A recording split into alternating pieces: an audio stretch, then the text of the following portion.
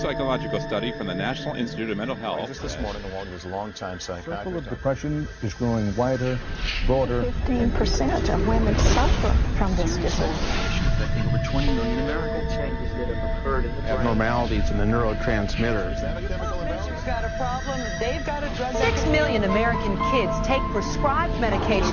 Need psychiatric care. But what if the criminal is mentally ill? The punishment, a form of aversion therapy. I'm going to cure on the show, but I want to hear Seasonal Lyme, affective disorder. OCD. Oppositional defiant disorder. Schools criticized for overfishing.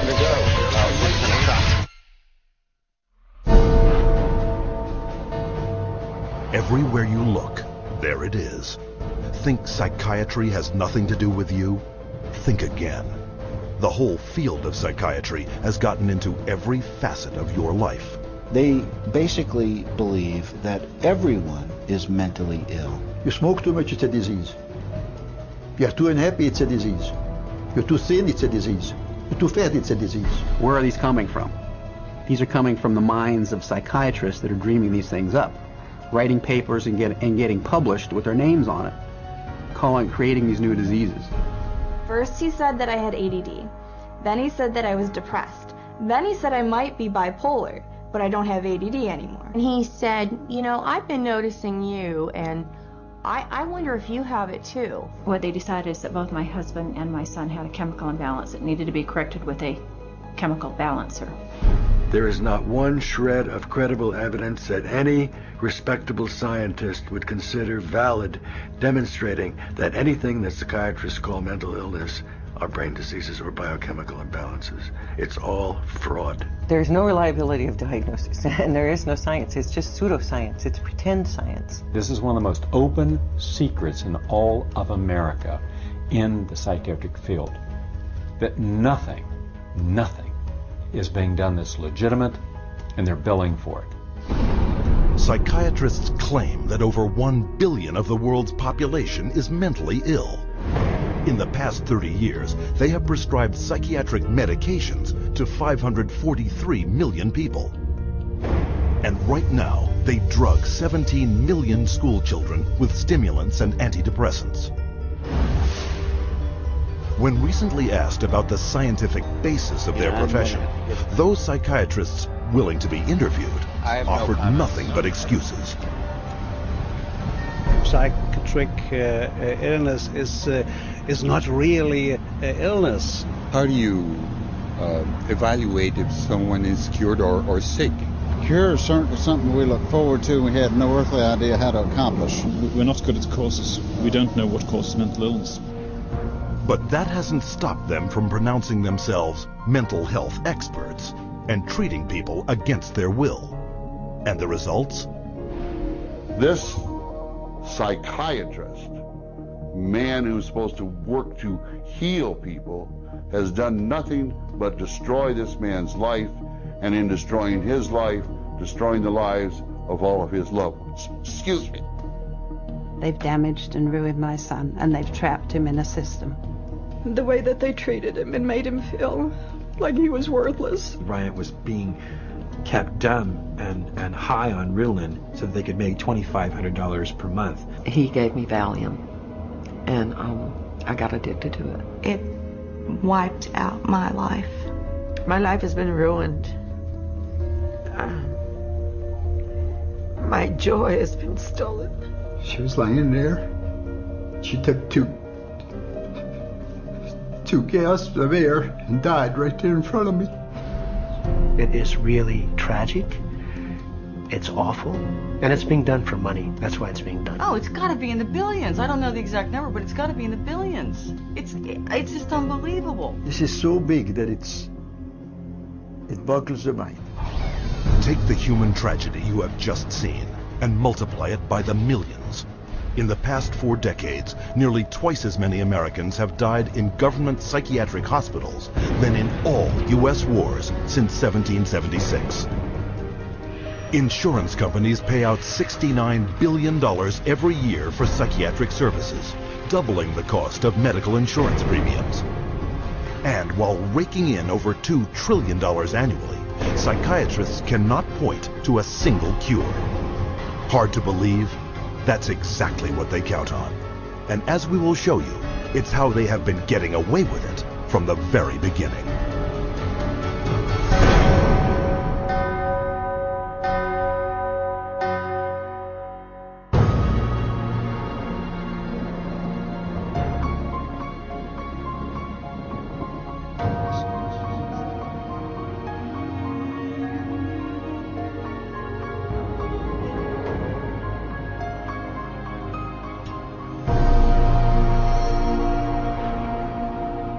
The roots of psychiatry have to do with control, power, and alienation from certain groups of people who were uncomfortable to be around. They were locked up in these places to get them out of the way. The history of psychiatry, I think, really is related to institutions. Bethlehem Royal Hospital in London was one of the world's first psychiatric institutions. Commonly referred to as Bedlam, the hospital was little more than a warehouse for those deemed mad. Inmates were confined to cages, closets, and animal stalls, chained to walls and flogged, while the asylum charged admission for public viewings. In the 18th century, William Batty was the first to promote that his institutions could cure the mentally ill. Batty's madhouses made him one of the richest men in England, though his treatments were every bit as inhumane as those practiced in Bedlam, with not a single patient cured. His financial success triggered a boom in the asylum business and an opportunity for psychiatrists to cash in on this new growth industry. This was an era where, on both sides of the Atlantic, specialized institutions for the mentally ill are beginning to be built in large numbers. Those institutions date back certainly to the beginning of the 18th century, and in a few cases even earlier than that. But the explosive growth of an asylum sector, of asylumdom, as some historians have called it, is very much a 19th century phenomenon. It's that period when the state is persuaded to invest tax dollars in building these places. But while those who ran the institutions were getting rich, psychiatrists yet lacked the credibility to maximize their cash flow. In order to justify their profession, they needed to come up with these biological solutions, or they didn't have any profession. The only way for them to solve that was to attempt to start believing that these people that were suffering from emotional disorders was from a biological basis. Whatever was done to make this person more manageable would be simply called a treatment. And the sad reality is that many of these so-called treatments were, in essence, torture. The near-drowning devices that were developed in this period, for example, must have been appallingly frightening. For example, one device involved putting the patient into a coffin, closing the lid, and dumping it into a bath of water, and then opening it up and trying to revive the patient. There were a range of these things, and the mortality rate was very, very high. Psychiatrists next sought to give credence to their practices by cloaking them in the language of medicine. This repackaging of treatment became known as the medical model. Somebody who's really hyper and manic, if you're wrapped up in a cold sheet and dunked into some water, you're going to quit acting manic because that's a punishing treatment. But as soon as the symptoms started to go away, they started to believe that somehow by wrapping them up and dunking them in cold water, it was draining the toxics out of their body. So they built the medical model around that. Pushing the biological theory of mental illness a step further, an American, Benjamin Rush, put forth the idea that insanity was caused by too much blood in the head. The cure? Remove the blood by any means possible. Restraint, cold water, bleeding, even terror. And with that, a new medical model was created. Benjamin Rush was probably the most famous American physician of the Revolutionary era. Rush was known as the master bleeder. He bled his patients for madness. He also invented something called the tranquilizer. It's a chair that looks a little bit like an electric chair. The patient was confined in this apparatus sometimes with cold water applied to his or her head, for some hours at a time, and Rush announces in a letter that he's invented this new contraption and dubbed it the tranquilizer. Rush's often lethal procedures were detailed in his 1812 textbook, which remained psychiatry's authoritative source for the next 70 years. He was so revered that in 1965, Rush was enshrined as the father of American psychiatry on the seal of the American Psychiatric Association. As the 1800s wore on, psychiatry's mounting failures at curing madness threatened their financial bottom line, forcing them to invent new medical models. The cures promised were not delivered. So by the 1860s and 70s, a growing mood of pessimism was covering Europe and North America, that effectively the new institutions were ever growing in size, but not growing in their effectiveness. The 20th century brought more medical models. American psychiatrist Henry Cotton mutilated his patients by removing their body parts, declaring this a breakthrough in the treatment of mental illness. The earliest target was the teeth and then the tonsils and the sinuses, but when patients didn't get better, the enthusiasts for this treatment then started to move down the body and to say, well, obviously patients have swallowed bacteria in their saliva, so stomachs need to go, spleens need to go, colons need to go. As public outcry escalated over torture and maiming of patients, psychiatrists would invent new methods, each one hailed as the miracle cure. But each one was ultimately proven no more effective nor less brutal than the last. This is a history of psychiatry, more or less, to damage the patient. I mean, this is a version of the original model, which was to chain them like animals. If you're doing it to somebody because you insist that they have to change, and you're going to do that by turning the screws, you might say, whether it's with medication, restraint, whatever, that's torture. And a huge part of what psychiatry has done really comes down to torture. As the 20th century progressed, psychiatry would continue to seek legitimacy by transforming itself into a medical discipline. But they succeeded only in creating more efficient ways of inflicting mental and physical torture and death, a legacy that has carried forward into modern psychiatry, with its most profitable medical model to date, the mass drugging of millions.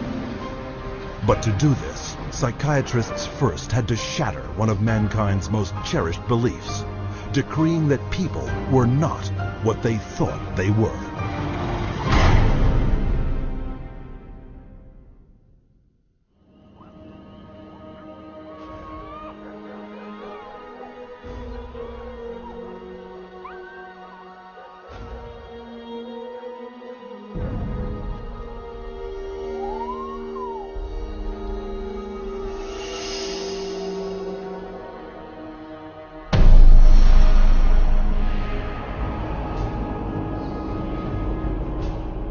Leipzig University, Germany, 1879.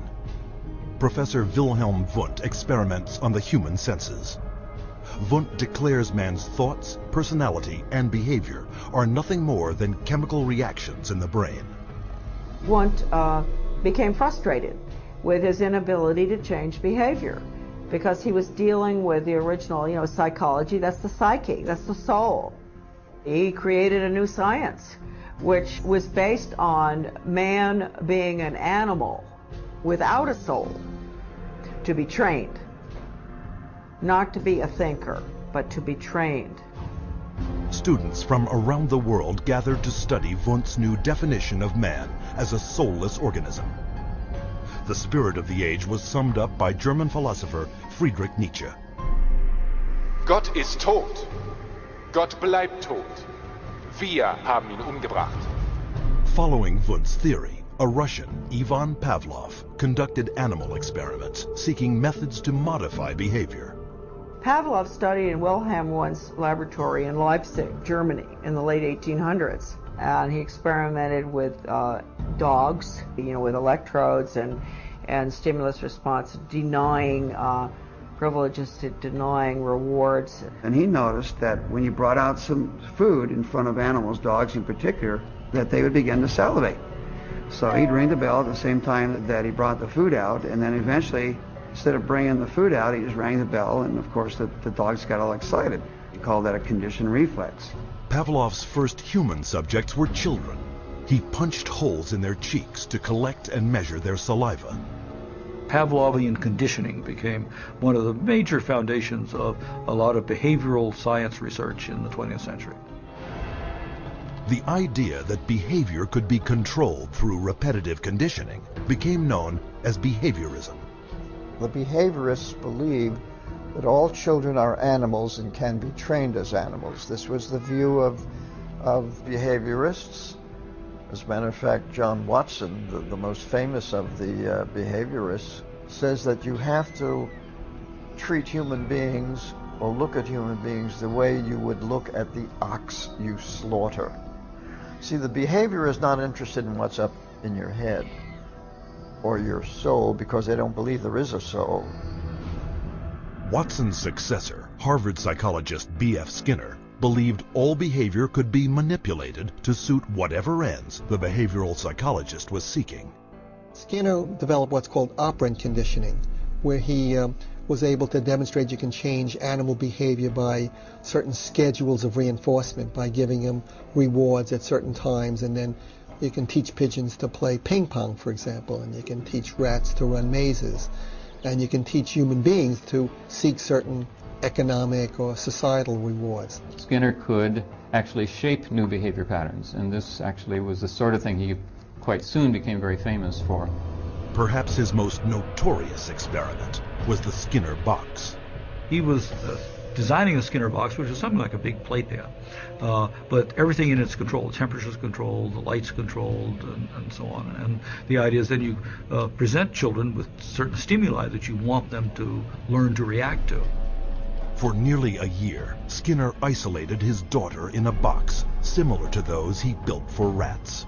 The child was stimulated and had to respond in a certain way, like a chicken or a rat in a cage, because they firmly believe that children are animals. If you believe, though, that a child is a human being, you can't train him like a rat. Today, about $40 million a year in taxpayer money is paid out by the United States National Institute of Mental Health for behavioral psychology research. A total of $19 billion since 1948. With these funds, psychiatrists apply the same conditioning techniques developed by Pavlov, Watson, and Skinner. Case in point, a juvenile detention center where children are hooked up to 270-volt batteries and shocked in a procedure called aversion therapy. Antoine was having a number of problems because he was up at a center that was shocking him every time he did anything. There was a button on a little, almost like a TV remote, that would be used and pushed. They will get an additional shock for trying to remove the electrode. So they're expected to sit there and let this electricity pass through their skin without trying to remove it. If they yell in anticipation of the shock, they will shock the student an additional time for yell. The cost to send a student to Judge Rottenberg from New York is about $214,000 per student. These students are tortured. They're given this electric shock therapy for no other reason but to inflict pain.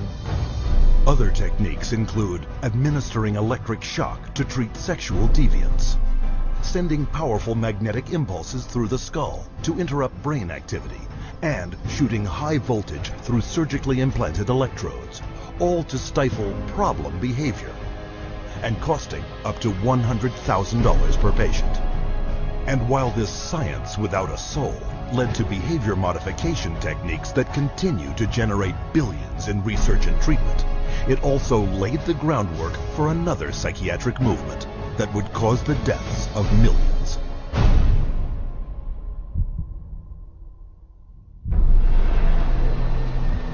January 1945. As World War II comes to a close, the full horror of Hitler's final solution is exposed, with grotesque killing factories unparalleled in human history.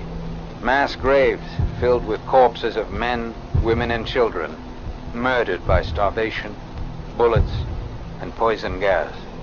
What could drive men to commit such atrocities against their fellow human beings?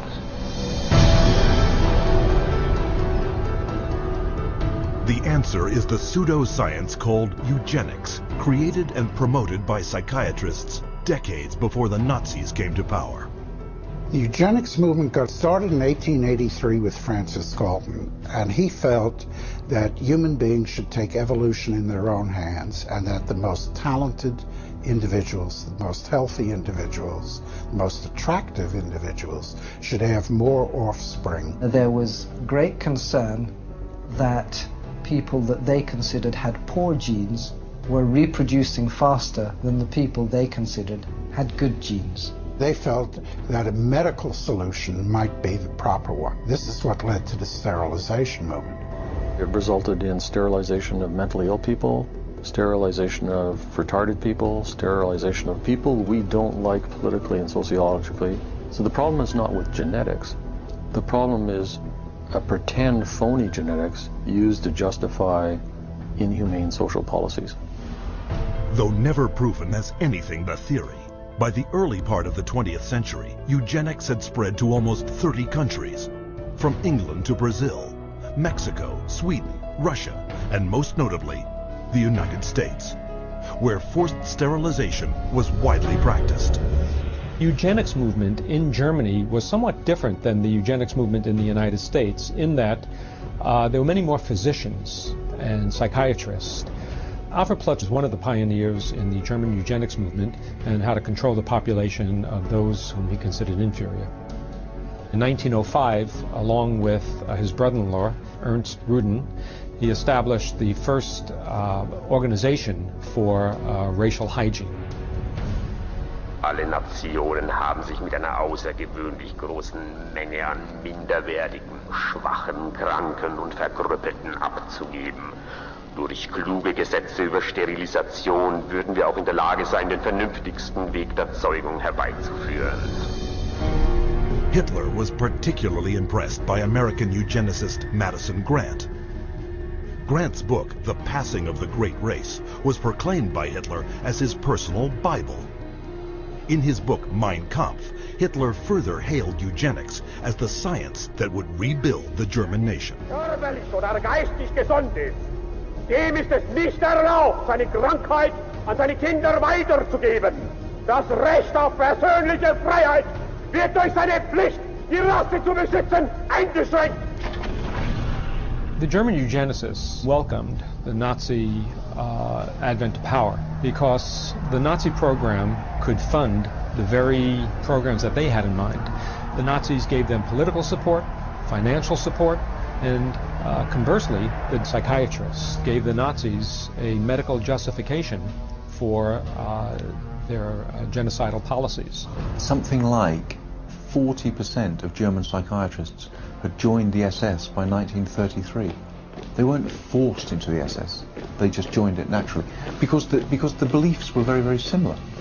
Ruden and his work led directly to the decision to move from sterilization to murder. Their plan was simple.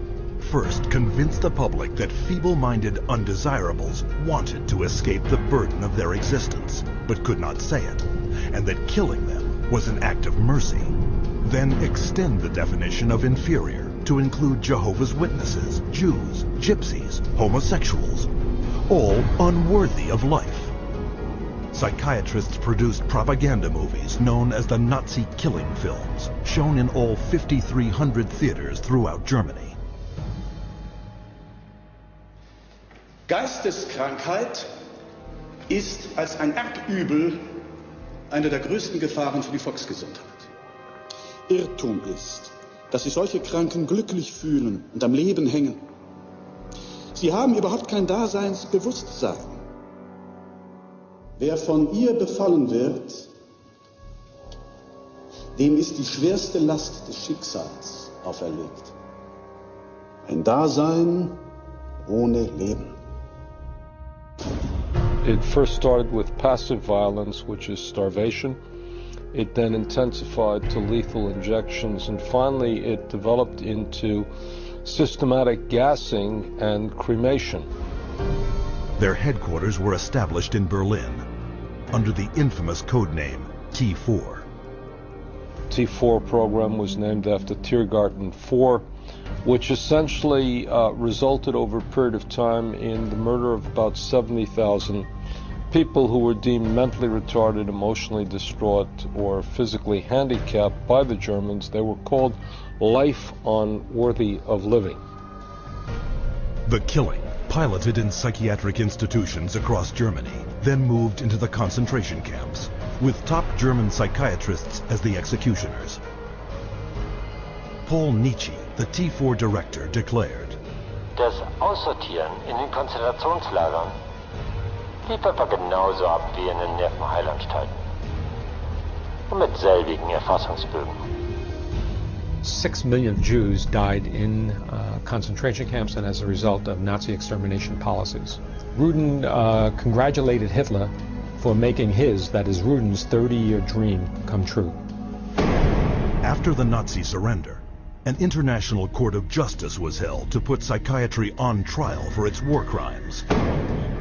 But American psychiatrists, fearing a permanent blow to the future of psychiatry, stepped in by shifting the blame onto a handful of German psychiatrists. There were some doctors who were prosecuted, but very few. Ernst Rudin returned to Switzerland at the end of the war. He did not serve any prison time. One of the strangest things of all about the legacy of Nazi science is that some of the nastiest psychiatric eugenicists at the end of the war went back to work either in Germany or sometimes in the United States. What began with a psychiatric plan to eliminate undesirable humanity had now spread throughout the civilized world and was responsible for the murder of 11 million people. Never brought to justice, psychiatrists, as you will see, continued to advance eugenics around the world. And today we see the results. In racism, human misery, and unending social conflict.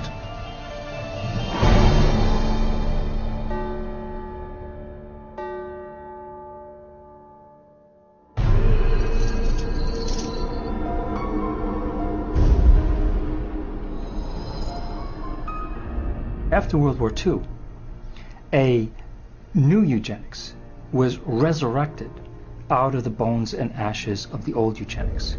The eugenics movement has been at the forefront to establish a new scientific racism that justifies oppression and exploitation and racism.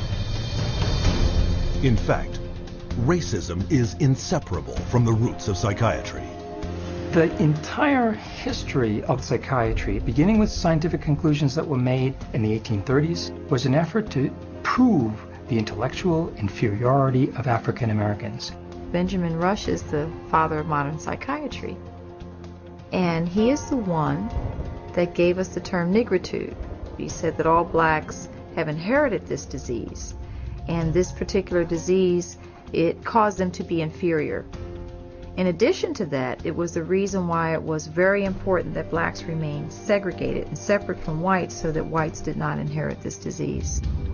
Asserting that negritude was a form of leprosy, Rush justified segregation as a medical necessity, and that became an argument to continue slavery. The fact that you have brutalized a whole group of people had nothing to do with that. It had everything to do with some genetic link, and that basically you were just a diseased person, so when a slave master wanted to get rid of a recalcitrant slave, they could just say, oh, well, they're suffering from this disease.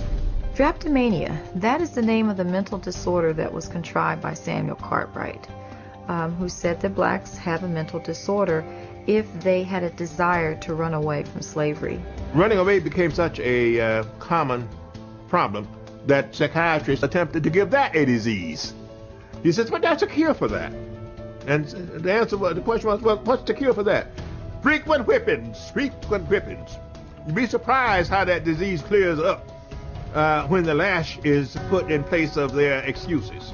After slavery was abolished, psychiatric racism not only persisted, it intensified. the American Journal of Psychiatry officially proclaimed that Negroes, as descendants of savages and cannibals, were ill-prepared for higher civilization, while their pseudo-science eugenics stepped up its racist activities.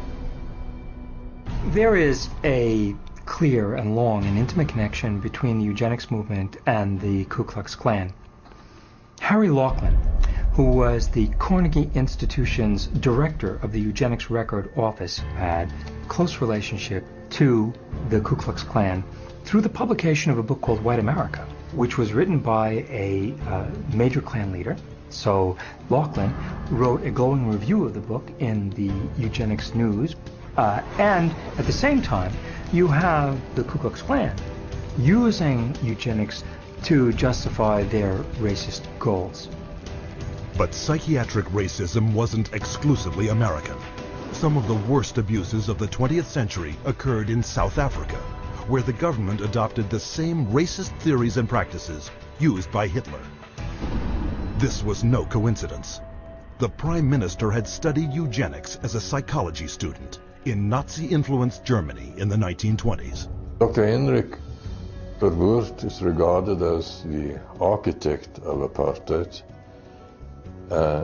He saw South Africa as a divided state with whites, blacks and brown people living in totally separate areas, with black people having no rights whatsoever. With apartheid in place, psychiatrists established mental hospitals throughout the country that were in fact nothing more than slave labor camps. These places operated under a private company by the name of Smith, Mitchell and Company. They were saving money through the cheap accommodation for psychiatric patients while making massive fortune out of money that Parliament had appropriated for medication. So it was a corrupt system. When this operation was finally exposed, it was discovered that 67,000 prisoners had perished, while at the same time, psychiatrists had collected $117 million in funding from the South African government. The World Health Organization issued a report declaring that psychiatry cultivated racism and that apartheid did have a parallel in the ownership and trading of slaves. In 1971, in the United States, psychiatrist Louis Jolly West continued psychiatry's legacy of racism, hatching a secret aversion therapy experiment called the Violence Center. His government-funded plan: implant electrodes in the brains of African American and Hispanic males to shock them should they exhibit any violent behavior.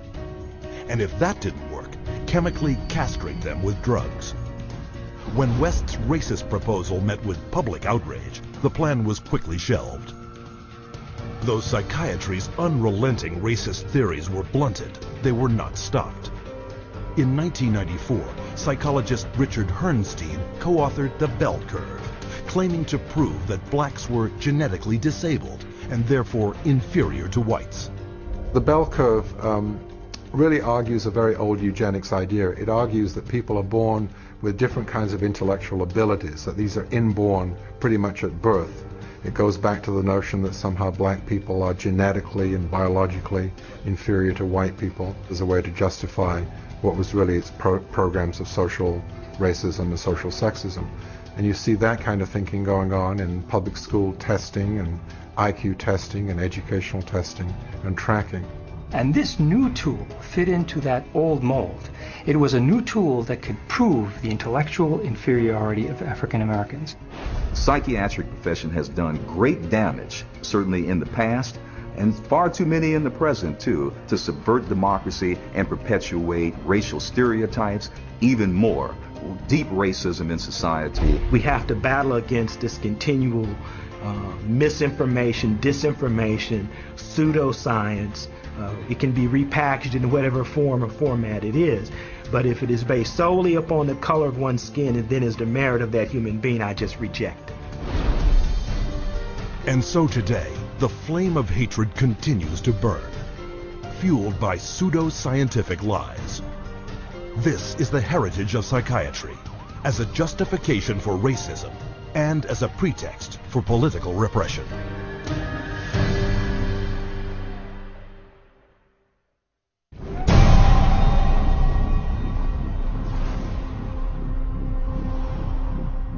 быть верными коммунистическим идеалам, убежденно, с революционной настойчивостью претворять в жизнь ленинский завет, учиться коммунизму, трудиться самоотверженно, по-коммунистически, всей жизнью своей, утверждать на земле дело Ленина, дело партии. Клянемся!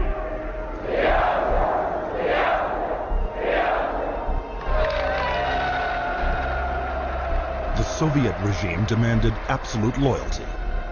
Those who did not toe the party line were considered dissidents and labeled enemies of the state. With no more than a whisper to the secret police, they would vanish into one of these special psychiatric hospitals. Despite the risks, these so-called dissidents put their ideas of freedom into action. Я вел жизнь тайную, конспиративную. Никто не знал, что я это делаю. У меня была маленькая подпольная типография, и я стал делать листовки. While others considered themselves loyal Soviet citizens. Я, например, считал, и то уверенно считал, что я один из лучших советских людей. Когда уже даже меня арестовали и написали особо опасный государственный призыв, я рассмеялся. Я при нем, при этом же самом нынешнем генерале, рассмеялся. А он меня вызывает психиатра на утро. According to Soviet psychiatrists, they all suffered from inflexibility of convictions, a symptom of a new disorder, sluggish schizophrenia. Вот когда добьешься, тогда я заем. Так, до конца пей. Я буду с ним. Ребята, не заставьте его. Давай пей, брат.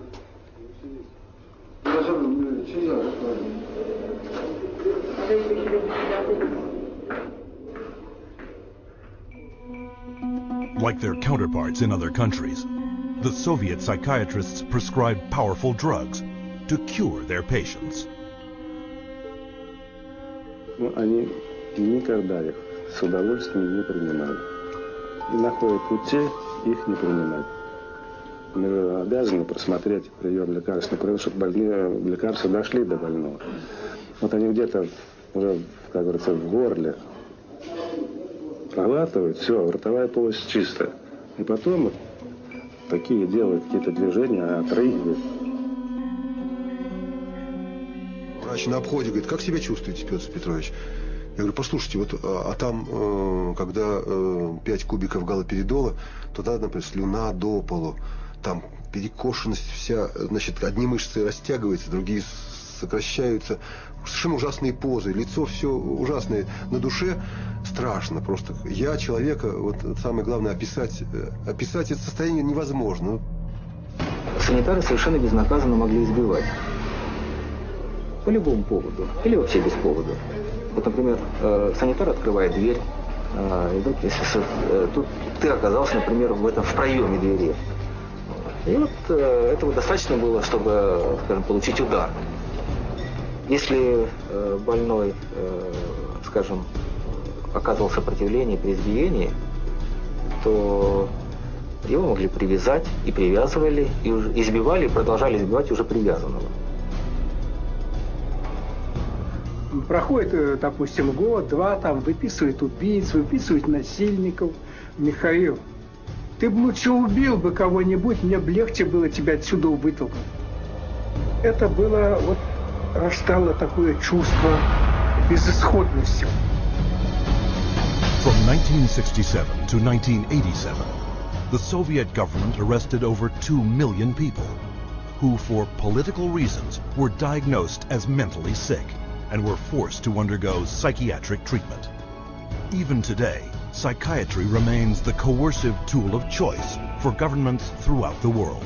What we've learned is that in Gitmo or Guantanamo Bay, that we had teams of healthcare professionals called the biscuit teams, behavioral scientists, psychologists, working with the military to advise them on how far you could push a prisoner. There are abuses that have been documented around the world. We have healthcare professionals who have committed potentially acts of treason within their medical ethics.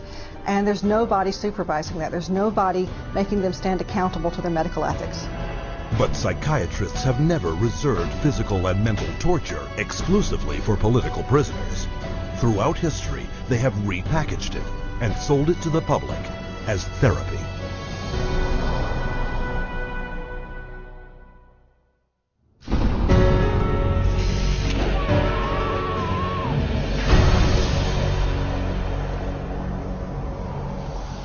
Beginning in the 1920s, psychiatrists embraced a new group of procedures that claimed to work by creating intentional damage to the brain.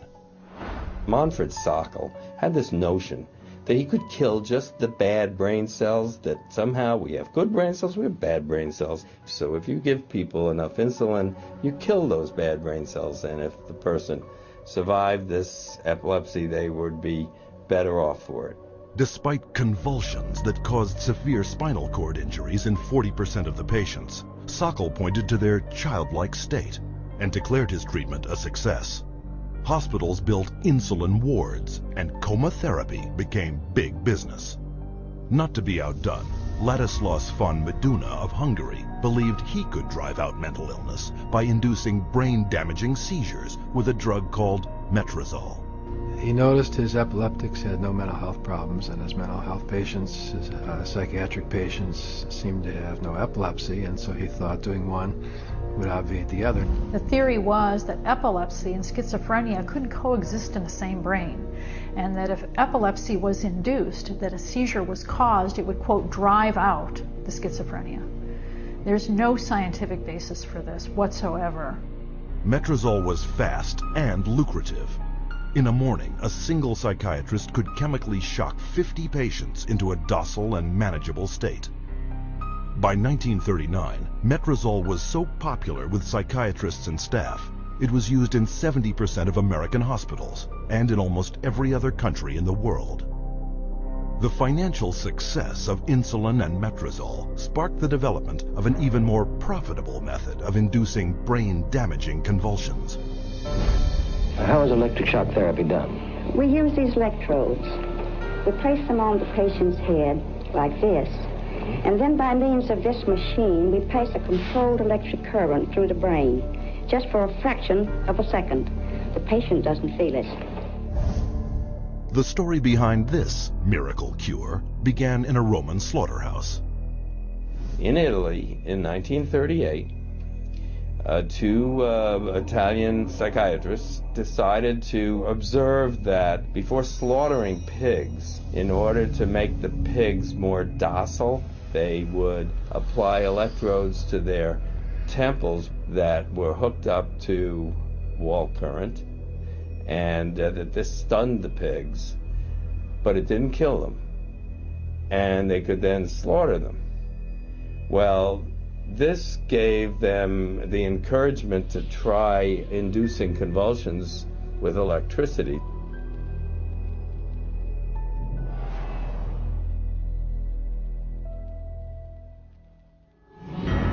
We would see teeth falling out, broken spines, bones knocked out of joint, broken bones, and people even getting internal organ damage from being restrained while they were having these uncontrolled writhing seizures, convulsions.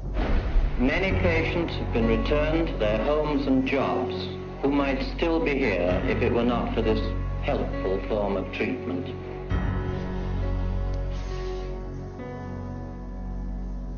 Having successfully sold brain damage as a cure, psychiatrists searched for even more precise ways of targeting the brain.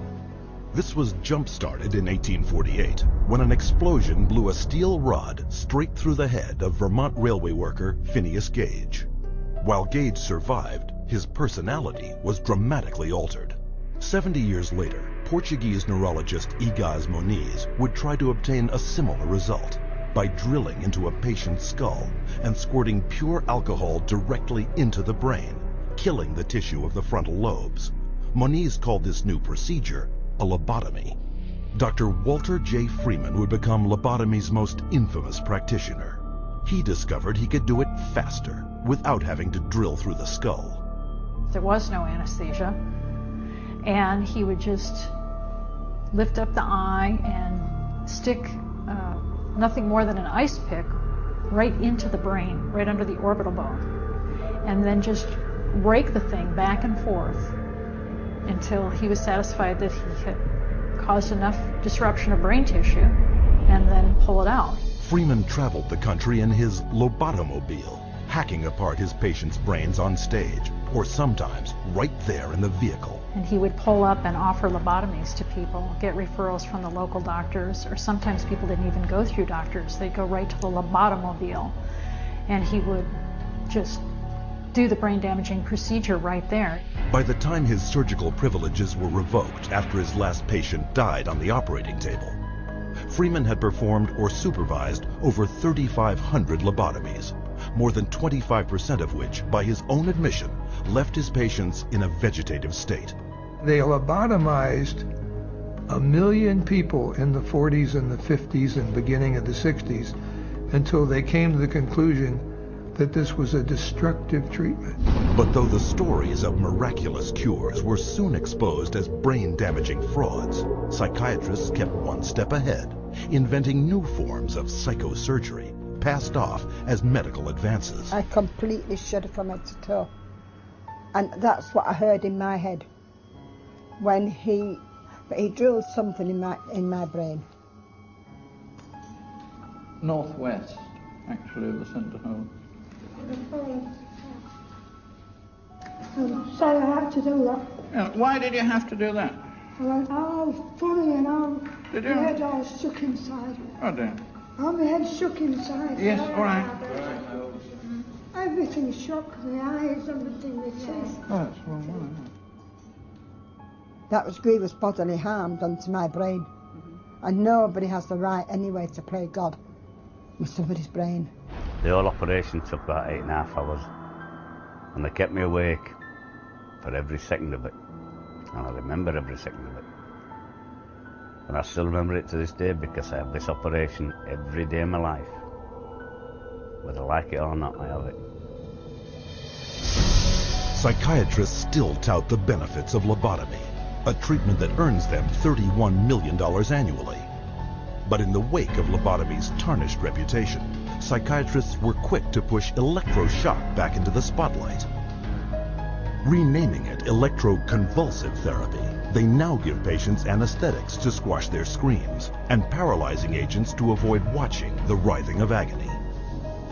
The main misconception that people have about ECT is that it's new and improved. The new and improved refers strictly to these cosmetic improvements because, in fact, they make it easier on the witnesses. The person isn't shaking all over the table. They're paralyzed now. It isn't new. It isn't improved. It is worse.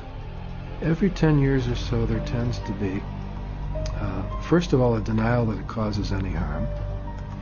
Secondly, an acknowledgement that it might have caused harm, but here's a whole new approach, and now this one is blameless, without any research to back it up. The ECT machine can produce anywhere from 50 to 400 volts. It's the kind of energy that we use for industrial machinery that might be in a steel mill or a printing press, some large piece of machinery. It's an extraordinary amount of energy, and it causes a great deal of damage. And while stories of prisoners physically mistreated with electroshock are well publicized, the amount of electricity doled out by psychiatrists for ECT is up to 33 times greater. And that damage is most often targeted at the most vulnerable. 2/3 of those who receive electroshock are women, given such diagnoses as premenstrual syndrome, menopausal disorder, or postpartum depression. Half of electroshock patients are elderly. Once they become eligible for government health care at age 65, 360% more American seniors receive ECT than at age 64. And what does this all add up to? 40,000 dead, and countless others so brain damaged they have no hope of ever recovering a normal life. For a total of $12 worth of electricity, psychiatrists in the United States alone rake in $5 billion. But the next miracle cure psychiatrists added to their arsenal made them more money than ever before. for it was faster, cheaper, and could turn every man, woman, and child into a patient for life.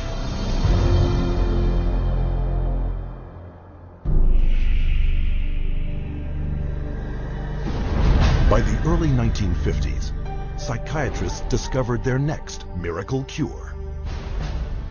A chemical originally designed to kill parasites in pigs, their new discovery hindered brain function in much the same way as shoving an ice pick into the eye socket. It was an old treatment in a new disguise.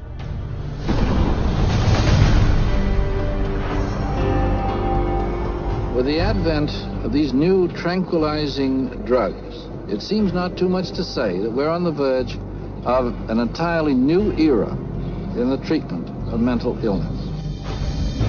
Dubbing it a chemical lobotomy, Canadian psychiatrist Heinz Lehmann described Thorazine as a simple, easy-to-take pill with the same effects as psychosurgery, but without the mess. Thorazine provided psychiatry with the entry into mainstream medicine. It had its magic bullet. If I'm a psychiatrist and I have to spend an hour talking to someone in psychotherapy, there's only so much I can charge for that hour. But if I can come in, give you a pill, and send you back out in 15 minutes or 10 minutes, that's a much more efficient use of my time monetarily. What psychiatrists didn't tell the public was that Thorazine caused a crippling neurological condition known as tardive dyskinesia. And that's a neurological syndrome where you have muscle twitches, abnormal jerks, which are uncontrolled, and they either last for a long time or sometimes they're permanent. So that's very clear, very well recognized long-term or permanent brain damage from these medications. Mr. Blount has virtually no signs of his original illness now. The signs that the movements of his mouth are completely side effects of the drugs that he was on for 20 years. Mr. Blount is quite rational. He understands what's going on. And if you're patient, he can carry on a very rational conversation with you. Even when you remove the drug, it may still remain. It means you have caused a permanent disabling of the brain. In the late 50s, you get the first signs of it, people starting to worry about it. But it's not until the late 70s that psychiatrists start warning their patients about it. 20 years. Thorazine's manufacturer, SmithKline French, had good reason to keep a lid on the bad news. In the first year alone, SKF saw a 3,000% return on their original investment. With the public and the press kept in the dark about the severe and disabling side effects, prominent doctors and psychiatrists met in Puerto Rico to lay the groundwork for the expansion of psychiatric drugs far into the future. Psychiatrist Dr. Nathan Klein wrote this in the conference's final report. The present breadth of drug use may be almost trivial when we compare it to the possible number of chemical substances that will be available for the control of selective aspects of man's life in the year 2000. Dr. Klein spearheaded a movement flooding new psychiatric wonder drugs onto the global marketplace, backed by a massive publicity machine spending hundreds of millions of dollars. Psychiatry was now an industry of drug pushers. By 1970, the American Psychiatric Association was so dependent on drug company money that 30% of its annual budget came from pharmaceutical advertisements in its official journals. So we had money flowing to trade organizations, we had money flowing to the doctors, and to their journals. Well, we all know that that is going to influence how they think. The majority of National Institute of Mental Health and National Institute of Health scientists are getting more money from drug companies on the side than their tax-based salary. With so much money to be made, all psychiatrists needed was a scientific theory to justify it. Their solution? An official report declaring that all mental problems derive from a so-called chemical imbalance in the brain, requiring drugs to correct. This chemical imbalance is one of the greatest fallacies ever foisted upon patients and the public.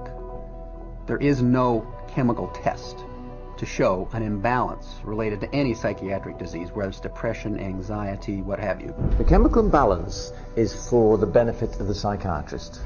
It has to be there so that psychiatrists can treat it. But fraudulent chemical imbalance theories could not hide the mounting evidence of common and terrifying side effects, such as akathisia. Akathisia is like an extreme inner nervous agitation. People describe it as wanting to crawl out of their own skins. And this happens with great frequency, and it is absolutely, totally well understood to be associated with suicide and violence and homicide. After years of these reported side effects, and cases upon cases of violence, self-mutilation, and death, in 1991, health experts, legislators, and the public finally forced the FDA to order an investigation. I know with absolute certainty that if Charles had any idea of the side effects of Prozac, he would never have taken it. I had two sons, David Lee, age 8, Billy 16, wife 20 years, all gone. I'll tell you why. After being on Prozac for 21 days, my wife shot and killed both of these two boys right here. She turned the gun to herself and shot herself twice. I took the 9mm automatic, sat down on the bed, and put the gun to my head. And I blew a 4-inch hole out the back of my arm instead of my head. Thank God I was a lousy shot. Had someone looked further into Prozac, steps could have been taken to avoid it. What was supposed to be an unbiased hearing was a panel of psychiatrists, the vast majority with personal financial ties to pharmaceutical companies. They basically couldn't find an expert, a doctor, a psychiatrist, at a leading medical school who basically in some way or another didn't have a consulting agreement, hadn't taken money from the pharmaceutical companies. I do not find from the evidence today that there is credible evidence to support a conclusion that antidepressant drugs cause the emergence and or the intensification of suicidality and or other violent behaviors. 500 deaths, 33 murder cases, and over 20,000 adverse side effects. Would you like to tell me why this drug is still on the market? Is there an alliance, an unholy alliance between the psychiatric community, the pharmaceutical industry, and the FDA? And the answer is yes. This unholy alliance became all too apparent in 1997, when pharmaceutical companies persuaded the FDA to allow them to advertise directly to the public, with psychiatrists providing medical endorsement. And in just 3 years, sales of psychiatric drugs skyrocketed, almost 2.5 times. When the numbers of violence and suicide victims shot through the roof, public outrage finally forced the FDA to issue warning labels on antidepressants. But by then, 13 years had passed, billions of dollars had been made, and psychiatrists were marketing their next wonder drugs. Over 8% of the world's population has now taken psychiatric drugs, backed up by fake science and endorsed by regulators who are bought and paid for. Their harmful medications gross nearly $27 billion a year. And while psychiatrists were finding a way to diagnose and drug every person on the planet, on another front, they were continuing their assault on our most personal freedoms.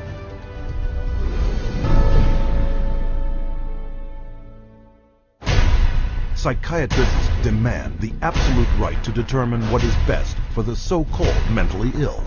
After all, the mentally ill are crazy and unable to evaluate their own treatment.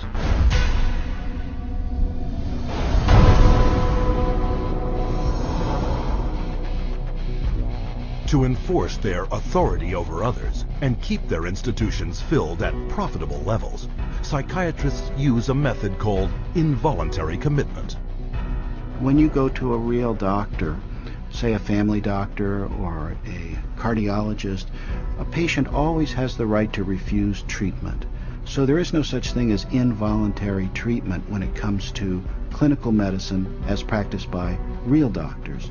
Psychiatrists, of course, believe that people can be treated against their will. In 1956, psychiatrist Winfred Overholser presented a plan to Congress intended to take involuntary commitment to a whole new level. The plan: purchase 1 million acres of Alaskan wilderness, build a huge mental asylum, and change the commitment laws so that anyone could be shipped off with no more than a simple nod from a psychiatrist. The bill sailed through the House of Representatives, but when the public caught wind of the plan, they became enraged, referring to it as Siberia, USA. The bill was quickly struck in the Senate. But while the death of the Siberia bill put a stop to their large-scale plans, involuntary commitment still remained the most effective and profitable method for filling psychiatric institutions.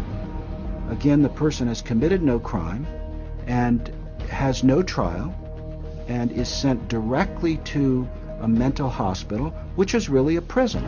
How many people go to an insane asylum and say, please lock me up? Doctors don't lock up anybody. Psychiatrists lock you up. Even children can be taken from their parents with little legal recourse. They just invaded our home. They came in with officers. Our kids were scared. You know, they come in with a piece of paper and say, you're giving us your kids. And it's like, you know, how can they just come in and do that? She said, you could be arrested for medical neglect. And I said, but how is that when, you know, this is my child? And I see that he doesn't need that much medication. Why would you threaten me with something like that? At 10 p.m., 2 policemen and 2 social workers came to my house and took all 4 of my kids away. Once committed to psychiatric hospitals, patients are drugged and restrained. The more a person objects, the more this objection is construed as symptom of a mental illness. At which point the person would be locked up in restraints. There would be the ankle, the knee, the waist, the head, the wrist, and the shoulder restraints. And if when that process was happening, if there was almost any resistance at all, the person then would be medicated to a point where they would almost be knocked out. We had one case where they actually took a patient in a seclusion room and beat him up. Then they lied about it to the services that investigated. So it's a pretty wide range of abuse issues that we've encountered. Psychiatric staff provoke their patients into violence so they can bill insurance companies up to $1,600 a day for each restrained patient. A patient would resist diagnosis, resist treatment, and also want to leave treatment while they were at the hospital. And invariably, every time, that person's situation would be exacerbated until they were put in constraints and medicated, at which point there would be documented reasons to keep that person in treatment. The burden of such claims is passed directly to the public in the form of soaring healthcare premiums. As for their victims, the experience is traumatic and even lethal. 16-year-old Rochelle Claiborne died in Laurel Ridge's care last August. The state report shows during the restraint, quote, Rochelle stated several times she could not breathe. In almost all respects, the staff behaved appropriately, followed the standards. By taking advantage of weak or vague restraint laws, psychiatrists and their staff are almost never held criminally liable for assault, battery, and murder. He begged me to take him home, take him out of there, that they were treating him wrongly, and he didn't want to stay there. And I got a call that there had been an accident, that they held him down until he couldn't breathe anymore. I wish I would have listened to him, take him out of there before it had happened. And then I miss him every day. And I wish I could have him back, but I can't. To this day, no one has been charged for the child's murder. The elderly are a prime target for psychiatric abuse, with treatment of senior citizens in mental institutions costing private and government insurance over $29 billion a year. Unwarranted commitment has occurred that wouldn't have occurred if the people hadn't had insurance. The proof of that pudding is generally in how fast they get out once the insurance runs out. Involuntary commitment is a form of psychiatric slavery, where persons are treated as if they're property and they are deprived of liberty, and people are making money in the process. As long as we have involuntary malhospitalization, psychiatry is a prison work. It's a crime against humanity. It is not medicine. Every minute of every day, someone is involuntarily committed to a psychiatric institution. And if you think this is something that can't happen to you or someone you know, think again. Every 75 seconds, someone in America has been committed against their will. And with over $1 trillion allocated to U.S. hospitals since 1965, psychiatrists have carved out for themselves a lucrative commercial enterprise, hidden behind a dubious interpretation of the law. But all too often, psychiatrists commit crimes too blatant to be ignored.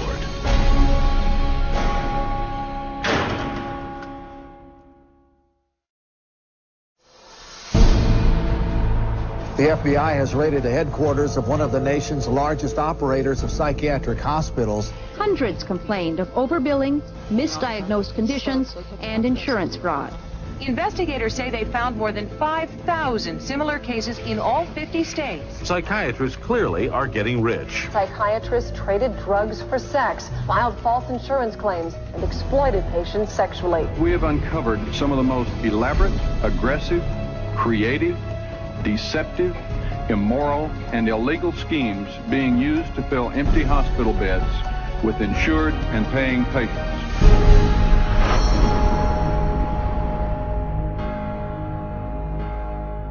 Every psychiatrist takes an oath to follow an ethical code of conduct, to put the care of their patients above all else. But of all medical disciplines, psychiatry has the worst record of fraud and abuse. Psychiatry is almost a license to print money. If a doctor were clever enough, and many of them are, there's no reason that they couldn't make at least $500,000 a year fraudulently and get away with it in psychiatry. I don't purport to have deposed every psychiatrist in Las Vegas. I can tell you for a fact I haven't. Maybe I've deposed half, and by and large they were a dishonest, deceitful, lying bunch of people. So prevalent are their deceptive and criminal billing practices. Insurance investigators have slang for it, like the California wave and the $100 handshake. $100 handshake is when usually a patient is institutionalized. Psychiatrist, psychologist will visit that person, shake hands with them, say, hello, I'm Dr. so-and-so, I'm taking care of your problem here, and then leaves. They might have 10 or 20 patients there. They bill an hour for each one, and they might be in the hospital for a total of 30 minutes. So 20 patients, 20 hours, and they'd send the bills off to Medicaid. We see that most of the victims of recovered memory therapy were women who had excellent health insurance, whether it was government insurance or private insurance, because many insurance policies wouldn't pay for this kind of long-term nonsense. So those people were targeted because of the nature of the insurance that they had. Every year, the U.S. psychiatric industry defrauds government and private insurance of $40 billion, using any means possible to deceive the public. There were some advertisements, very seductive advertisements, for people wanting to lose weight and were having problems losing weight. And they would be given, all expenses paid to go to a particular spa. But when they got to this spa and went in and signed in, it wasn't a spa, it was a psychiatric center. And then they couldn't get out. What instead they received is they received massive doses of mind-altering drugs, and they were kept for a lengthy period of time, and their insurance carrier was billed tremendous amounts of money for something that was unnecessary. But their lies go beyond the psych ward and into the courts, where as paid witnesses, they will say anything to collect their fee.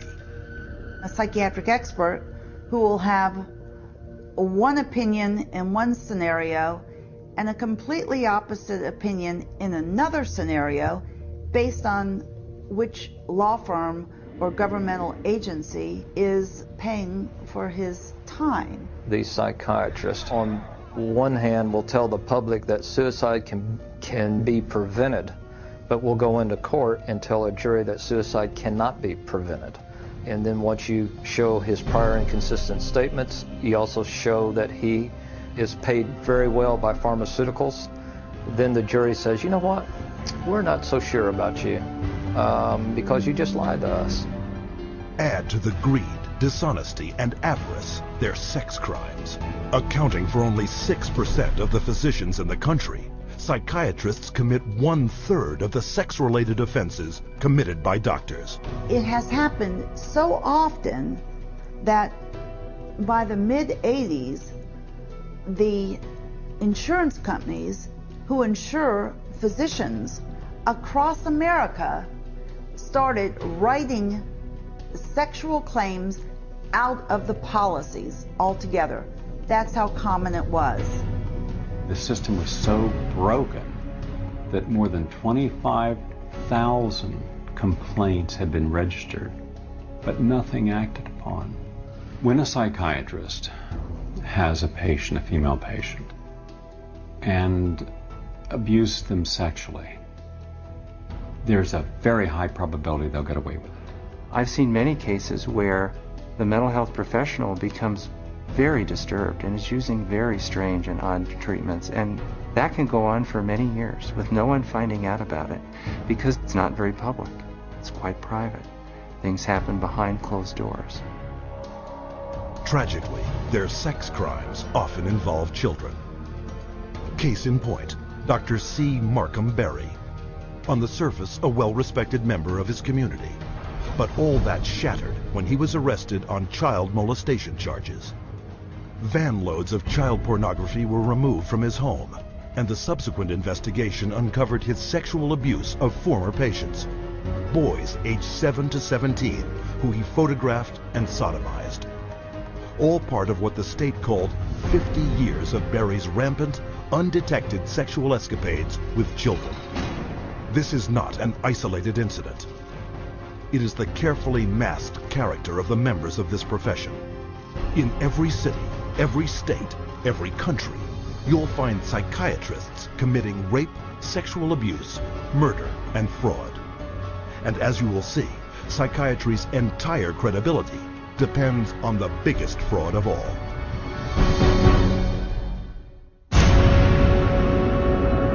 I was diagnosed with a chemical imbalance, manic depression. They diagnosed me with having ADD. He told me I had conduct disorder, ADHD, mild depression, major depression, manic depressive, borderline personality disorder, compulsive disorder, anxiety, depression, and schizophrenia, ADHD, sleep disorder, identity problem disorder. There's no such thing as mental disorder. A mental disorder is whatever someone says it is, and if the person saying this is a mental disorder has enough power and influence, then people believe, oh, that's a mental disorder. But you can't have power or influence without credibility, so psychiatry manufactures its own. It's based on a grab bag of checklists for disorders that are published in a book called the DSM, which is the Diagnostic and Statistical Manual. There are no statistics in this book, by the way. That just makes it sound more scientific. They create this cluster of disease, and they get together and they vote. Is this a disease? All in favor say aye. It's marketed as a scientifically based document. Now, the American Psychiatric Association, which publishes the DSM, do a lot of work to create an aura of scientific precision around the DSM, but it's not scientifically based. Since the first edition of the DSM, the number of mental disorders voted into psychiatry's diagnostic manual has grown to 374. And with each new disorder, psychiatrists create yet another way to defraud the public. If you have 27 ways to bill in the DSM, that's 27 ways to bill. If you have 300, that's 300 ways to bill. So you can pretty much find anyone walking on the street that could fit into a DSM somehow. When you build an insurance company, you can't say the word. You've got to say a number. And they have numbers for the most ridiculous things, you know, like arguing with your mother or peeing in the bed. Adolescent rebellion disorder is an official psychiatric diagnosis. Arithmetic learning disorder is an official psychiatric diagnosis. General anxiety disorder is a recent diagnosis. For each one, there is a 5-digit code with a decimal point. Now, the implication of that is if I have illness 403.16, that's different in some important and scientifically proven way from someone who has 403.17. And nothing could be further from the truth. Incredibly enough, while presenting the DSM to the world as scientific fact, psychiatrists freely admit its utter lack of science. We have no diagnostic reliable markers for almost any illness there is in the DSM. What we're testing for in psychiatry, it's hard to say because there's nothing specifically. But as far as a test that's clinically useful, basically we're not there yet. We don't have any laboratory tests that we can use to determine whether somebody does or doesn't have a mental illness. There are no good biological tests for detecting mental illness. There is no test, there's no biopsy you can do. There is no chemical test right now. There are no specific tests to confirm the diagnosis or show the improvement, like any blood tests or any x-rays or anything like that. Oh, in my practice I don't do any tests. I just speak with people and listen to them, and then I make a decision in what kind of illness. These diagnoses vary as widely as the psychiatrists who make them. In this hidden camera footage, a person visited several different psychiatrists, complaining of the same symptoms. I'm extremely unorganized, and I didn't used to be. It's caused problems in the family. It's caused problems getting, I'm self-employed. You've got ADD, ADHD, depressed, and your depression is bipolar depressed. You have a brain chemistry disorder, and it's probably genetic. You have a lot of the symptoms of depression. So it seems like it is a mixed picture. What that means is like we got some depressive symptoms and some, high symptoms. If you're bipolar, I'll need to give you a mood stabilizer. We don't know. I kind of doubt it. It's considered low-grade bipolar. You are more of the ADD than ADHD. And as far as medications for depression, because I would recommend that you start a medication, which are Prozac, Zoloft, Paxil, Celexa. Usually Propylene XR is pretty good. I'll give you some Lexapro in the morning and some Trazodone at night. Lamictal is a better medication for that. It works on your depression also. But the treatment for any bipolar cycling is the same. Lithium, Remeron is another one. Trazodone, Tegretol, Depakote, Wellbutrin, Lexapro, Lamictal, Equitroid, Depakote, lithium, Ambien. You may need an antidepressant also with your Lamictal. We don't know if I give you a medication if it is going to work or not. To a certain degree, it's trial and error. You never know if it's the right drug. How many people have I cured? Well, there are no real cures right now in psychiatry. I have cured none of my patients. We're always challenged by our lack of knowledge. I mean, in fact, we don't know what the causes of mental illness are. Most mental illnesses, we do not know the cause. Of course, it would be nice to know exact reasons of disorders, but maybe in the future. I'm the Director of Research at the American Psychiatric Association. We don't know the etiology of really any of the mental disorders at the present time. DSM-5 is coming out. It's grown to 10 times its original size, and it labels everybody. I could find 5 diagnoses that would fit you or anybody else. Compare this to the research methods of pathology, a real science that discovers real diseases using a wide variety of precise diagnostic tests. We do millions of laboratory tests as well as the structural examination and the microscopic examination. It's a whole series of applied scientific procedures. In the case of psychiatry, there isn't any laboratory tool that can precisely identify a psychiatric disease and allow it to be classified. It's not as if there's some study of tissue or some study of the body or some study of matter. These are all categories which are made up. They're simply made up. They don't exist in nature. They're decided upon by psychiatrists and voted on. Psychiatrists are not the only ones who benefit from the DSM. Wherever you find a psychiatric diagnosis, you'll find a psychiatric drug. The pharmaceutical corporations now contribute enormous sums of money for the education of psychiatric residents and for the support of research by their professors, so that psychiatry today has become in America, has become very largely learning of which drug to use with which disease or disorder. We need to make sure that we understand the very close interactions among the American Psychiatric Association with its DSM, the pharmaceutical companies who love the fact that every time there's a new edition of the DSM, there are dozens more categories in there, and so more conditions for the drug companies to say, oh, we've got a pill for that. In 2006, a study revealed that 56% of all psychiatrists deciding what disorders to list in the next DSM had financial ties to at least one drug company. Today, we see the consequences. A barrage of drugs, each one targeted at an invented disorder that is backed by an arbitrary diagnosis found in the DSM. The fact that it is couched in the language of science without necessarily having any of the scientific data or underpinnings to justify it is as threatening as anything we've seen today. And psychiatry's latest and most expensive ploy to fool the public by imitating legitimate medicine? Brain scans.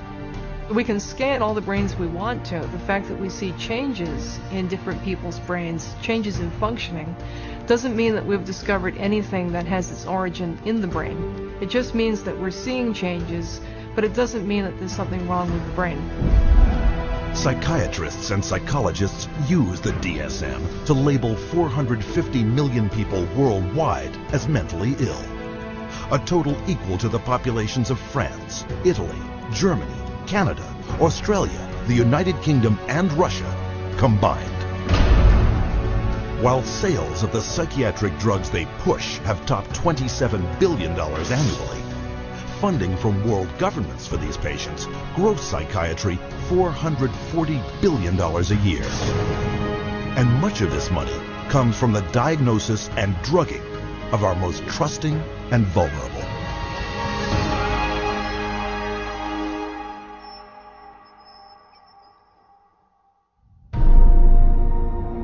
We have swallowed all manner of poisonous certainties fed us by our parents and school teachers. If the race is to be freed from its crippling burden of good and evil, it must be psychiatrists who take the original responsibility.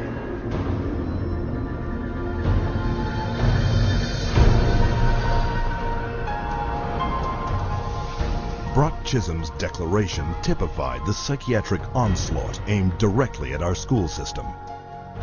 They actually said that the purpose was social control. Not to pass on knowledge, not to give him something so that he can go into the world of work. In 1950, psychiatrists and psychologists from around the world met at the White House to propose a total reorientation of the public school system. The White House Conference on Mental Health in the 1950s was a landmark that served to bolster the idea that schools would serve their communities better as mental health clinics than they would as institutions of learning. In the early 60s, the world of psychiatry started to really go places in this country. Little by little, it came into our schools, our educational system. And by 1965, it was written into law. Psychiatrists were given the green light for the wholesale labeling and drugging of school children. A child is labeled ADD or ADHD the minute he can't sit still for a 10-15 minute period of time, or he talks constantly or ignores the teacher completely. That will get him and earn him an ADD or ADHD label. The labeling of attention deficit hyperactivity disorder, ADHD, went into full swing in 1987. Within 1 year, 500,000 American children would be diagnosed as ADHD. By 1994, that number had soared to 4.4 million.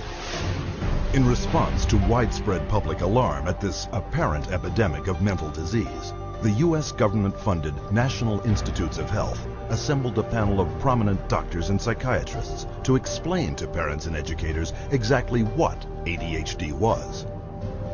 I would like any member of the panel to describe a typical ADHD in terms of symptomatology. Mark, would you like to?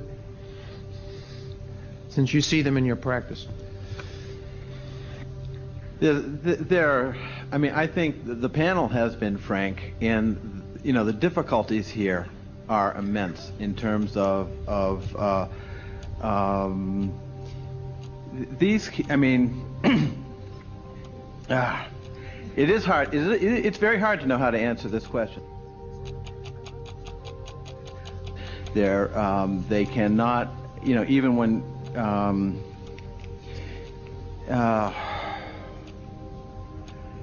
they are as if driven by a motive. There are some good clinical descriptions.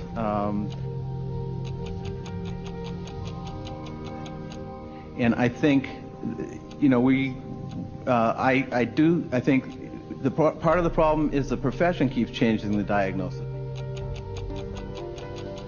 At this time, we do not have a diagnostic test for ADHD. Therefore, the validity of the disorder continues to be a problem. But this shocking admission did not stop school psychiatrists. 2 years later, the number of American students diagnosed with ADHD had shot up to 6 million. Today, 20 million children worldwide are labeled with some form of learning disorder, a diagnosis often made in a matter of minutes. We would sit behind a two-way mirror along with the parents. We would then look at the child. We would do small manipulative activities with them to see where their deficit was. It was wrong what we were doing. We were looking at a 5-minute glimpse of this child's life and saying, okay, here you go. Here's a little pill, take it, you'll be fine. Those little pills like Ritalin, Adderall, and Concerta are classified by the U.S. Drug Enforcement Administration as highly addictive substances, right along with cocaine, heroin, and methamphetamine. When I was on the Ritalin, it made me just feel like totally different, like I wasn't even who I was. I was, flipping out, was twitching, going crazy. I felt like I was out of it all the time, like I wasn't there. I wasn't human. You're just a zombie, pretty much. You do what you can just to get by and just don't do anything extra. My mother never teased me, but she thought I really had ADHD and I was wrong, and I had something wrong with me. So I thought she'd feel bad and feel sorry for me if I died, but then again, I thought that she would miss me a lot, and I also love her a little more than I wanted to kill myself. And so I stopped when I realized that. The abundance of prescription medications created a new income source for kids, selling their meds to their schoolmates. It's called kitty cocaine. They take the Ritalin and they just repackage it and they sell it on campus to the kids because it's like speed. I figured if I was going to do drugs, I might as well make it worth it. And I ended up doing street drugs, and then I ended up getting into it really bad. We're looking at marijuana and other things as being gateway drugs, and actually the so-called medications are a greater gateway drug. The Ritalin drugs are backfiring big time because if the child is already disruptive and he takes cocaine, he's going to be a lot more disruptive after he's taken it. It is not going to calm him down. Boom! She got on the drugs and her personality changed, her behaviors changed, they became erratic and dark and violent, and it was just a nightmare. He kept having adverse reactions, becoming very, very angry. He could not control his behavior, he couldn't control his temper. He was on 5 different psych meds, Prozac and lithium, and he was 7 years old. And he was unable to function. He would have rages and then crying and all kinds of just violent rages, grabbing knives and all of this. The list includes 15-year-old Kip Kinkle withdrawing from Prozac when he shot 22 classmates, killing 2 after murdering his mother and stepfather at his home in Springfield, Oregon. 18-year-old Jason Hoffman on Effexor and Celexa when he opened fire at his California high school, wounding 5. 15-year-old Sean Cooper on a mix of antidepressants when he shot students in Idaho. And 17-year-old Eric Harris on Luvox when he and partner Dylan Klebold killed 12 classmates and a teacher in the bloodiest school massacre yet, Columbine. And all of this overshadows the very reason children came to school in the first place, to get an education. Since 1970, the United States has fallen from 9th to 28th place in worldwide academic standing. While during that same period, the number of American school children labeled with learning disorders has skyrocketed, and the sales of ADHD drugs have multiplied 32 times. Children don't ask for psychiatric drugs. Children don't ask to be diagnosed. They don't want to be called crazy. So you ask the classic Roman question, legal question, cui bono, who benefits? The people who make the diagnosis.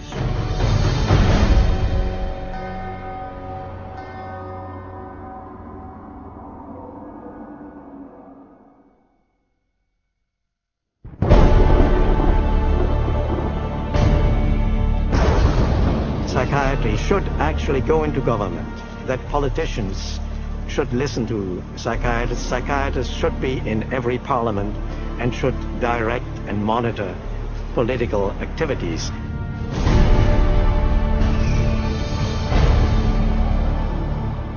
Psychiatry, in little more than a century, has infiltrated society on a global scale, and not by accident. People aren't aware that in 1940, a prominent British psychiatrist, Colonel J.R. Rees, addressed the National Council on Mental Hygiene and set the agenda for psychiatry for the next 60 years. Since then, psychiatrists have been given authority in nearly every sector of our society, with tragic results. We must aim to make it permeate every educational activity in our national life. Public life, politics, and industry should all of them be within our sphere of influence. We have made a useful attack upon a number of professions. The two easiest of them, naturally, are the teaching profession and the church. The most difficult are law and medicine. Rees's colleague, psychiatrist G. Brock Chisholm, co-founder of the World Federation for Mental Health, later expanded upon psychiatry's plans. To achieve world government, it is necessary to remove from the minds of men their individualism, loyalty to family traditions, national patriotism, and religious dogmas. To implement their master plan, American psychiatrists convinced the U.S. Congress that mental illness was a national threat that only they, with vast increases in funding, could solve. And thus began massive U.S. government expenditures for psychiatric research, which have climbed from $1 million a year in 1946 to $1.4 billion today, an increase of more than 139,000%. As psychiatric influence spread across America, it also spread throughout the world. Behind crisis after world crisis, you'll find the handiwork of psychiatry. Example, Serbian psychiatrist Jovan Raskovic, who demanded the ethnic cleansing of Croats and Muslims because of his firm belief in their racial inferiority. The result, Bosnia in the 1990s, where Raskovic's colleague, psychiatrist Radovan Karadzic, and Prime Minister Slobodan Milosevic established Balkan concentration camps, where the mass torture, rape, and murder of the innocent happened once more. One military psychiatrist explained how it was done. C'est très difficile tuer millions de personnes. C'est très difficile, techniquement difficile. Les Allemands étaient bons techniciens et ils ne pouvaient pas, ils pouvaient seulement 6 millions de Juifs exterminés. Ils massacrent, par exemple, 100 ou 200 de personnes, ou violent 100 femmes et 100 jeunes filles, pour que les autres sont effrayés et échappent. Alors vous avez le terrain pur. With century-old Pavlovian conditioning, coupled with modern-day mind control techniques, psychiatrists and psychologists can turn average men, and even children, into mass murderers. You could train them to use firearms indiscriminately. You could train them to shoot people with very little feeling or thought.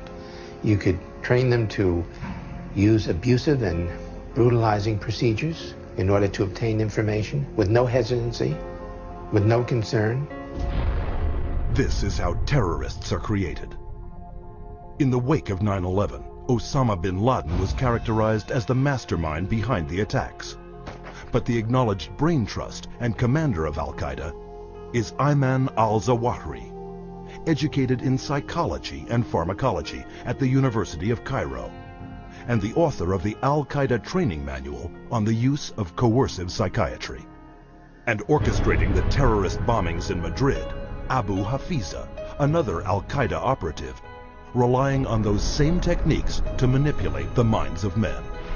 You can implant memories. Memories are potent sources of motivated behavior. If you implant enough memories of specific kinds, you can shape and change the nature of human thinking and feelings. And it was thought to be a kind of ultimate weapon, because what greater weapon could there be than control of the human mind? You can control minds, and you can move people around, particularly when you control their lives. It's easier to control their minds. When we look at psychiatry and psychology, social control is the primary agenda. And that agenda is being put in place throughout the world right now, using mental health screening campaigns fed to the public under such innocuous sounding names as Teen Screen. The national government is actually encouraging it and wanting to test every single kid in our public school system. All children are put under this kind of a test for psychiatric evaluation, a 10-minute test that tells them absolutely nothing. I predict that upwards of 90% of all the people screened will be diagnosed as having a psychiatric disorder, which means that we'll have an entire generation that will be a perfect profit center. The man behind the Teen Screen program, psychiatrist David Schaefer, consultant to the U.S. Department of Defense. They're not just screening children to have complete control of the 52 million children in school. They're screening now, and that bill, they will screen their parents, and they will screen all adults in America. The idea of mass screening for mental illness in the American population, run by a government initiative, is one of the scariest ideas I ever heard of. Psychiatry is politics, has always been politics. It is politics pure and simple, because psychiatry was always the application of force against people who don't want to be forced. It's a sad thing, and parents better wake up. Society better wake up, because we're in serious trouble if they don't. Psychiatry's master plan to infiltrate all sectors of society is becoming a reality. We don't have an epidemic of mental illness. We have an epidemic of psychiatry. Something can and must be done about it.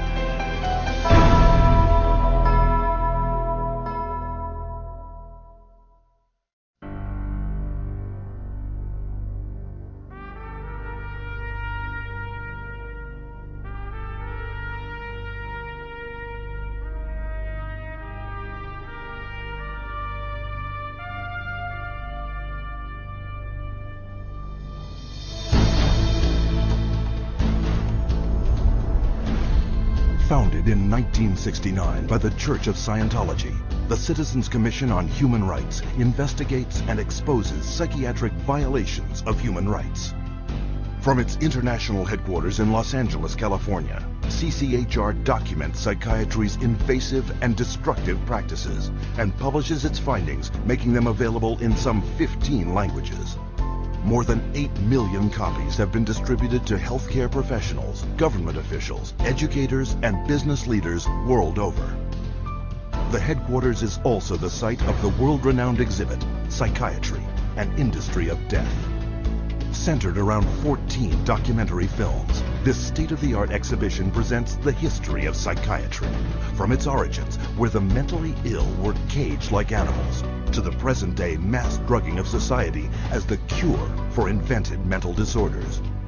Traveling versions of the exhibit visit hundreds of cities across 5 continents, opening the way for hundreds of thousands to discover for themselves the dark truth behind psychiatry. What is today a global human rights movement began more than 30 years ago with a fight for the freedom of one individual, Victor Ghiori, forcibly committed to a Pennsylvania psychiatric hospital. He was interviewed by a psychiatrist who said, "I can't understand a word this man is saying.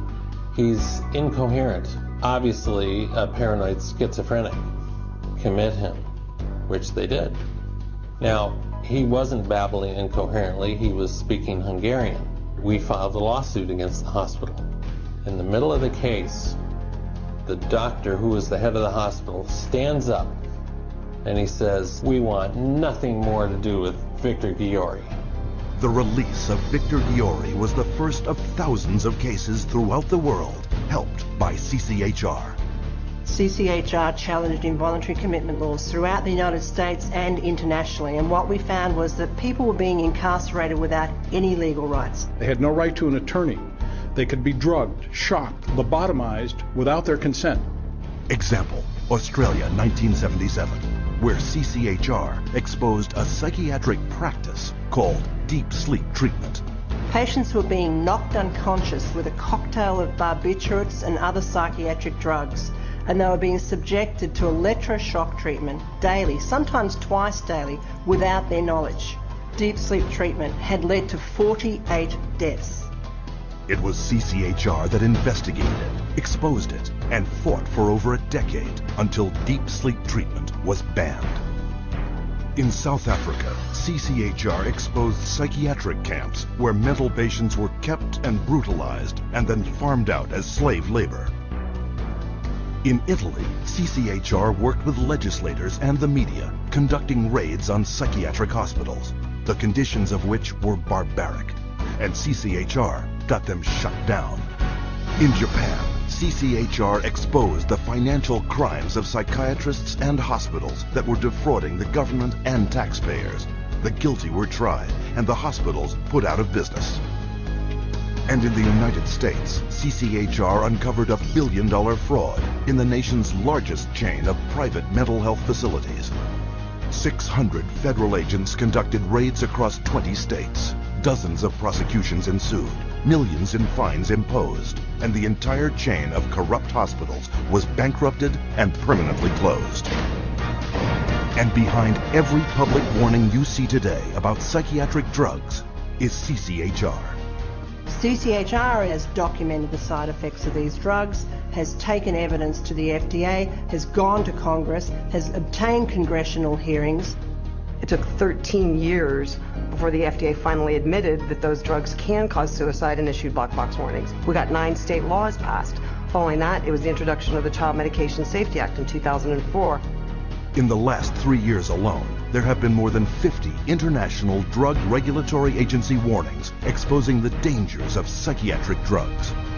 History has told us every workable method that could be used to help people who are seriously disturbed, who do need some sort of treatment, has been suppressed and smashed by the vested interests of psychiatry and the pharmaceutical industry. The public's largely been getting their information from the industry that benefits on putting them on psychiatric drugs. It's an advertising campaign. It's not science, it's marketing. CCHR is causing things to change by being champions for a growing number of well-intentioned people who are risking their professional careers to speak up against the abuses of psychiatry. Having that support from a group like this has made a tremendous difference in what I feel personally that I've been able to accomplish. So I think of CCHR as fellow soldiers. I'm unaware of any other organization that does the kind of work that CCHR does, particularly on the scope and the level that they do. CCHR has been very effective at moving the ball down the field. One at a time, one state at a time, one legislator at a time. CCHR has had the resources to be able to teach and have legislators become more aware of what the problem with the psychotropic drugs are. CCHR has researched the issue. When you need the facts, you go to CCHR. Today, CCHR has over 300 chapters in dozens of countries around the world. Wherever and whenever psychiatrists abuse human rights, CCHR takes its message to the streets. From the United States to Japan, and from Canada to the United Kingdom, prominent members of CCHR lead marches to secure the protection and freedom from psychiatric abuse for everyone. It's essential that CCHR does their job and gets the support to do their job, because the extent to which they do, the whole vehicle that's out of control about psychiatry gets to be contained and gets to be eliminated. It scares me to think if this doesn't happen. I've seen up close what it's like, and it scares the daylights out of me. You have 100,000 people electroshocked every year. You have 17 million children worldwide taking mind-altering drugs. You have people being involuntarily committed every 75 seconds, and it's all under the guise of mental health. The only way that you are going to get humane treatment into the mental health system is to take psychiatry and the vested interests out of the picture. And only then will you see people truly obtaining mental health. You have two choices. Either you pretend you knew nothing about it, or you do something about it. With knowledge comes responsibility. That's why we're here. That's why people are joining forces with CCHR. Thousands from every faith and walk of life have already joined. CCHR investigates and exposes psychiatric violations of human rights, and will continue to do so until psychiatry's abusive and coercive practices cease and human rights and dignity are returned to all. Your help is needed. Join us in the fight.